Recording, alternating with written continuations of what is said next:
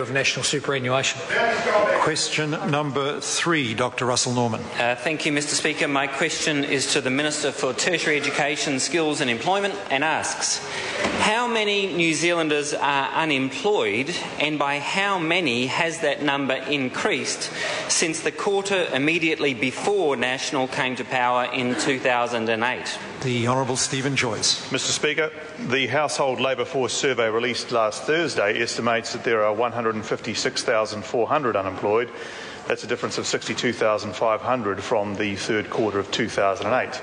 It's important, of course, to note that one or two things have actually occurred since then. The small matter of the global financial crisis, the fact that we inherited an economy already in recession before the rest of the world, and the large earthquakes in Christchurch. And I add those things because I wouldn't want the member to end up on Planet Labour by mistake. Dr. Russell Norman. Thank you, Mr. Speaker. Given that before National came to power, New Zealand had the 8th lowest unemployment in the OECD, and it's now slipped to 14th, why does the government claim that New Zealand is doing relatively well compared to other developed countries, when in fact we're actually declining relative to other developed countries? The Honourable Stephen Joyce. Well, Mr. Speaker, again, unfortunately it appears that the member has taken a wrong turn and ended up on Planet Labour because the member neglects to note the Canterbury earthquakes have had a significant impact on the New Zealand economy, and that's to be expected. We've also had the global financial crisis and a number of other challenges, in fact, including the PSA crisis. Despite that, the economy has added 77,000 net new jobs since 2009 and has been steadily growing despite the earthquake and the GFC. Dr. Russell Norman. Thank you, Mr. Speaker. Why is the Key Bank's government spending 75% of its transport infrastructure investment on new motorways when studies show that public transport generates twice as many jobs per dollar spent compared to motorway building and has much better economic and environmental returns? The Honourable Stephen Joyce. Mr. Speaker, well, the obvious reason would be that people use roads and they have to be paid to use public transport. Good on you. Dr. Russell Norman. Thank you, Mr. Speaker. Why is the Key Bank's government fixated on risky deep-sea drilling as a jobs creation scheme when mining is a very poor job sector? It only employs 6,000 people. Well, the government is neglecting the jobs-rich manufacturing sector that employs 247,000 New Zealanders and has shed 25,000 jobs under the government's watch. The Honourable Stephen Joyce. Mr. Speaker, the member really does need to grow up a little bit. The reality is, if he wants to look... Order. The question did ask why, and therefore it's seeking the Minister's view, but that is not an acceptable way to commence an answer. The Honourable Stephen Joyce.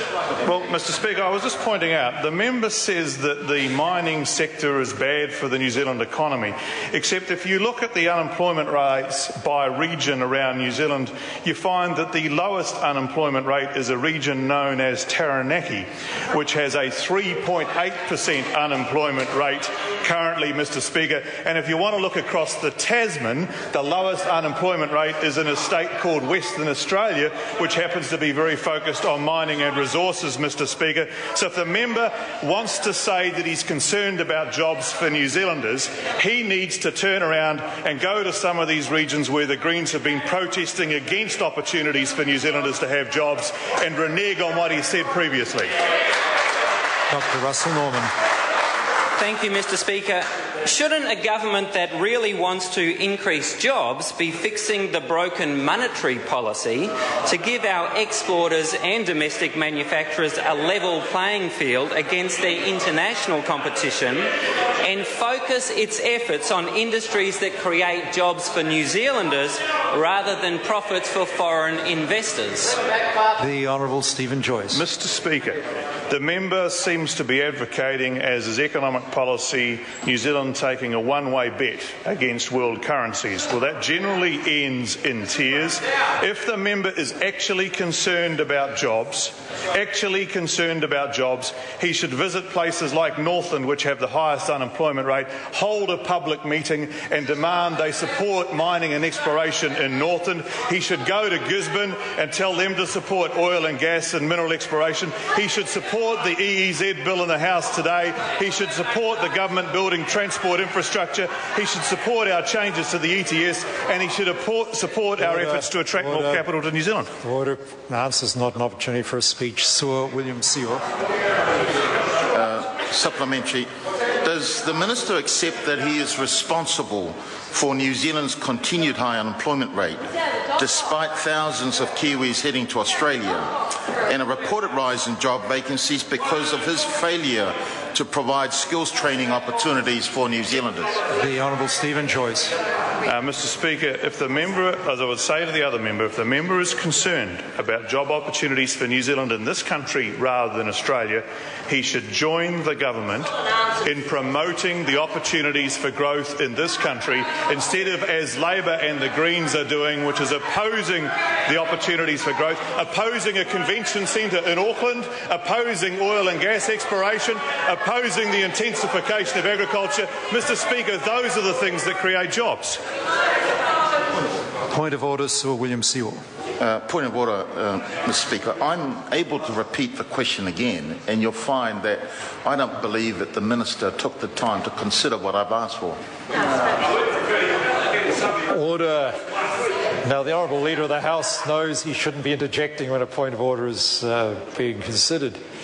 I think the question was seeking a minister's view on a certain matter, asking why certain things were happening, and the minister, in his answer, indicated in his view one of the reasons was a lack of support for some things that he believed were creating jobs. Now, whether that's the answer the member was looking for may not be the answer the member was looking for, but it is an answer to the question. Dr. Russel Norman. Thank you, Mr. Speaker. Why does this government feel that it has any expertise or authority to lecture anyone on job creation when under its watch 65,000 New Zealanders have been thrown into unemployment? New Zealand has declined from the 8th lowest unemployment in the OECD to the 14th lowest unemployment. It promised to deliver 36,000 jobs last year and delivered half of that, and we now have the highest number of unemployed since 1994. On what basis does he have the right to lecture anyone? The Honourable Stephen Joyce. I'm assuming I'll get a little bit of time for the answer, Mr. Speaker.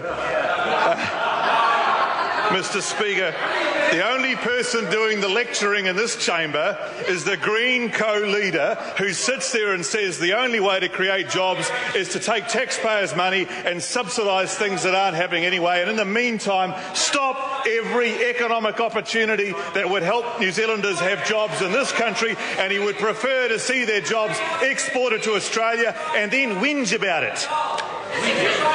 Question number 4, the Honourable... Now, order.